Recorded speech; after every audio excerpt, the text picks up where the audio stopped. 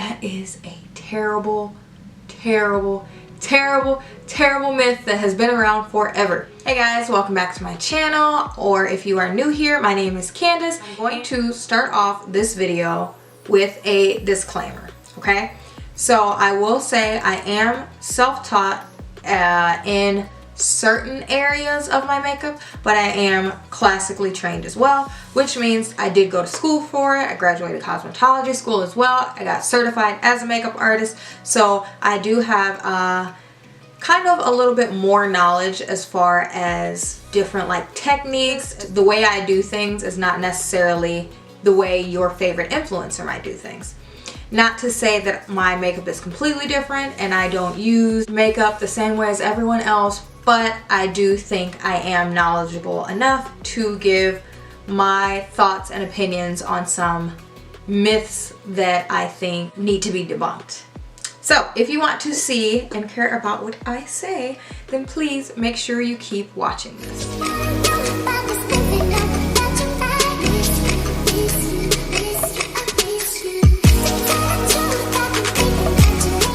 So you guys, today I have 10 makeup myths that we are going to talk about, clear the air, and get rid of so that we can leave that in 2020 and go into 2021 knowing what's up. Let's talk about the first myth that we have, which is moisturizer and face primer are the same thing.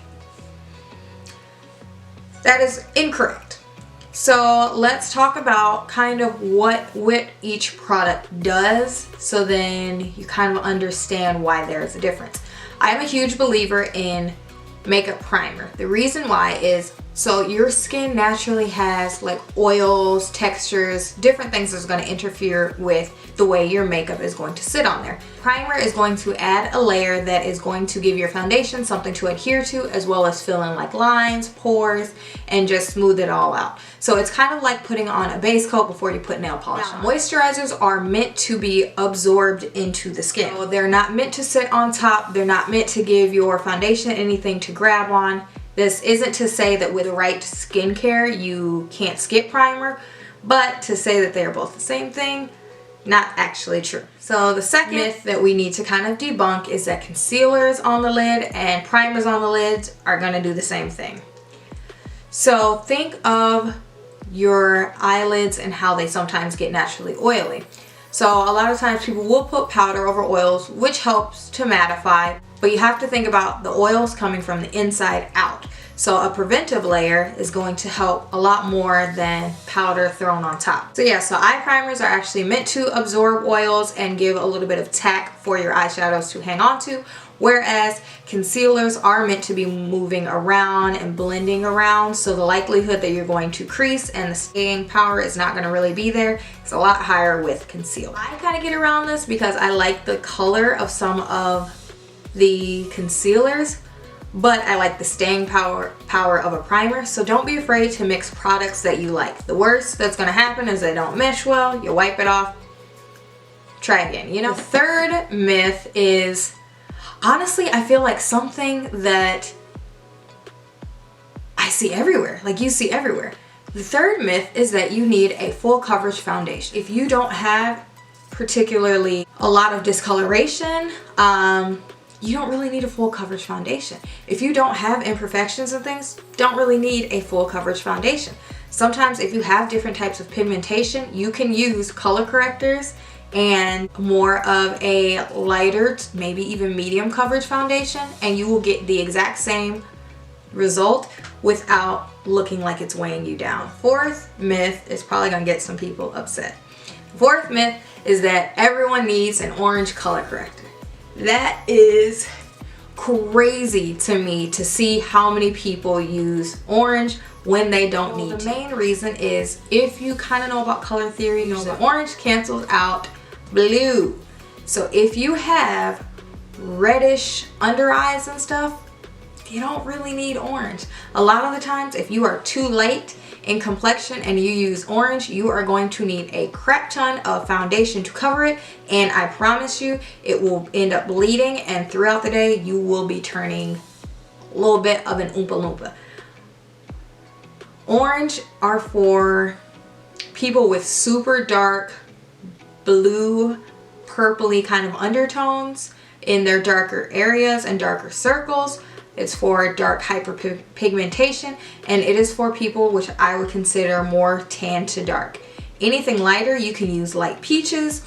You can use, if it has purpley hues underneath, you can use yellows. You can use soft pink colors. Like, there are so many other color correctors, but I only ever see people use orange, and a lot of the times you don't need to do that. The next one is, I feel like I said the last one was controversial, but this one is controversial. This one is that everyone needs to bake. That is very false. So if you are prone to creasing, yes, you can set your under eyes with powder and stuff, but as far as baking, you don't need to bake.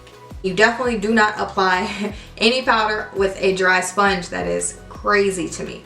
A lot of the times you can use just a light powder with a damp sponge, dust it under or press it in, and that will do just as good, if not better, than baking your face. If you bake your face, yes, you can put setting spray on after it, but once you over bake and it looks dry and cakey, you can't really undo that. So the other one, I actually kind of touched on one of my very first videos, if not my first video, but I feel like it kind of got lost in the sauce, and I feel like I like my quality now. But the next one is that everybody needs to contour. Everyone doesn't even need to contour. The whole purpose of contouring was to try to achieve the ideal face shape, which is a load of crap, let's be honest, but it was oval, which is nice and aesthetically pleasing. But basically contouring was meant to have anyone else that doesn't have an oval face look like they have an oval face. If you naturally have an oval face, don't necessarily need to contour. You can always, don't get me wrong, do it if you like it, but as far as like needing to, you don't feel like you have to contour. A lot of the times, if you want to add warmth and dimension back into your face, you can add a bronzer and it will do just as much good as going in with a contour. Also, you don't necessarily even need cream contours or liquid contours. You could do powder, you could do a little bit of powder. That'll still go a long way, and that will ultimately give you the same result without the mess. So this one I feel like is helpful, being that where I am is winter time now. The 1, 2, 3, 4, 5, 6th myth is that you need to set your face. So if you use a good primer, if you are naturally drier in skin, and if you are using a mattifying foundation, these are circumstances you don't necessarily need to put powder all over your face to set. If you use an adequate amount of, and don't overuse product, it'll be less that is going to possibly transfer, and you won't need to necessarily put a setting powder all over your face. Okay, so this one is, I don't know, I feel like we've all heard it, but I don't know if necessarily it's still as big of a thing as it was like back in the day when I was doing makeup like 5, or when I was in school like 8 years ago or something. This one was, don't use shimmer if you're over the age of like 30 or 40. That's not even true at all. You can honestly, first of all, you can use shimmer at whatever age that you want, but I would just say don't use shimmer from lash line to eyebrow. I don't think, honestly, anybody, unless you're going for like an artistic editorial kind of look, I don't think anybody really needs that much shimmer on their eye, especially if you have like a lot of real estate eye space like I do. What did they used to say? They used to say that it like amplifies wrinkles and blah blah blah, but a lot of times if things are too matte and are too drying, it's gonna accentuate wrinkles. So a good way to do that is to kind of mix and match. Sometimes if you use an eye primer and a matte shadow underneath, kind of fills in and softens the effect of having like finer lines and things. So then you can pop a shimmer on top, you can pop a shimmer on the brow bone, you can pop a shimmer in the inner corner, you can do a shimmer liner. You can kind of play around with textures. You can achieve really nice results without it being too dry or too shimmery sparkly. This myth, like, this gets people upset. This myth is that black people do not need sunscreen. That is a terrible, terrible, terrible, terrible myth that has been around forever. Don't get me wrong. So the melanin in our skin will help so that we're probably not going to like burn and peel, but it can absolutely affect negatively our skin. It can still cause aging. A lot of aging factors come from the sun.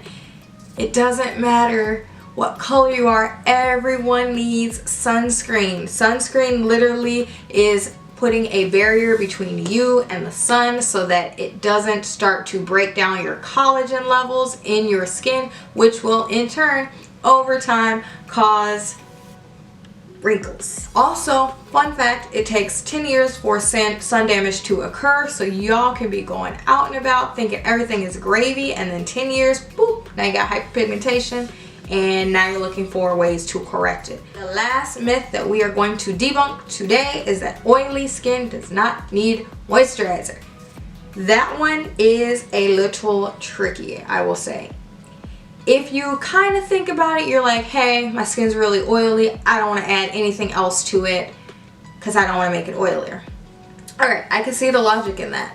Fun fact though, the reason your skin is overproducing oil is because there is some sort of an imbalance going on. Sometimes it can be that your skin is actually dehydrated, so it's lacking water, as opposed to dry, where it's lacking oil.